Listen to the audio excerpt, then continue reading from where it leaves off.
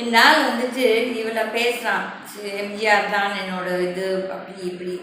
இவர் வந்து திமுகலே இருந்தவர். ஃபஸ்ட்டு வந்து அந்த திமுக கட்சி தான் அந்த ஆளுக்கு ஃபஸ்ட்டு தாய் இடம்.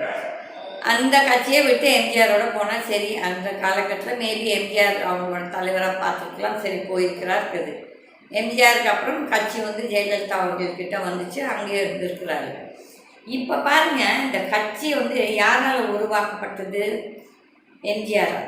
ஆனால் அந்த ஒரு எம்ஜிஆருக்கு இவன் துரோகம் பண்ணி இப்போ போய் அந்த தாவைக்கால போய் குப்பை கொட்டாட்டி, அப்போ இவங்கெல்லாம் இந்த எதையும் நக்குவார்கள். இந்த பதவிக்காக இவங்க எதையும் செய்வார்கள், எதையும் திம்பார்கள். அவ்வளோதான். வெக்கங்கெட்ட மனுஷங்க வந்துட்டு ஒரு கட்சியை அவங்க கட்சி தலைவர் விட்டுட்டு போகும்போது அதை நம்ம எப்படி பாதுகாக்கணும்னு சொல்லிட்டு ஒரு வரம்பு இருக்குது, ஒரு டியூட்டி இருக்குது, ஒரு ரெஸ்பான்சிபிலிட்டி இருக்குது. ஆனால் இவங்கெல்லாம் பாருங்கள், அந்த தனி மனிதன் அரசியல் பண்ணுறதுக்கு எப்படியெல்லாம் இவங்க வந்து ஊர் உலகத்தை ஏமாற்றிட்டு இருக்காங்க.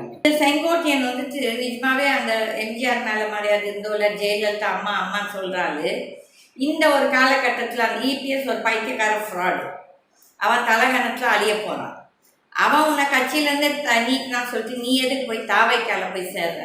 அப்போ ஒட்டுமொத்த அதிமுகவை ஒழிச்சிடணும், இல்லாட்டி ஒட்டுமொத்த அதிமுகவை பிஜேபி கையிலையும் இந்த தாவைக்கா கையிலையும் எடுத்து கொடுக்குறதுக்கான உன்னோட பிளான். இப்போது நீ எல்லாம் எப்பயும் ஒரு நன்றி கட்ட மனுஷன் சொல்லிட்டு இது காட்டுது. அப்போ உங்களை பதவியிலேருந்து எடுத்துட்டா உடனே அந்த கட்சியை உதச்சிட்டு போயிடுவீங்களா? அங்கேயே எதிர்த்து பேசப்பா, ஏன் பேச மாட்டேங்கிற? நீ இதே இபிஎஸை பார்த்து பயந்துக்கிட்டவன் தானே. 2017 நான் என்ன சொன்னேன் உங்ககிட்ட? ஜெயலலிதா அம்மாவோட ஆத்மா வந்துட்டு இபிஎஸை பார்க்க சொல்கிறேன், சரி அப்பாயின்மெண்ட் வாங்கி கொடுக்குறேன்னு ஏமாத்தினவன்.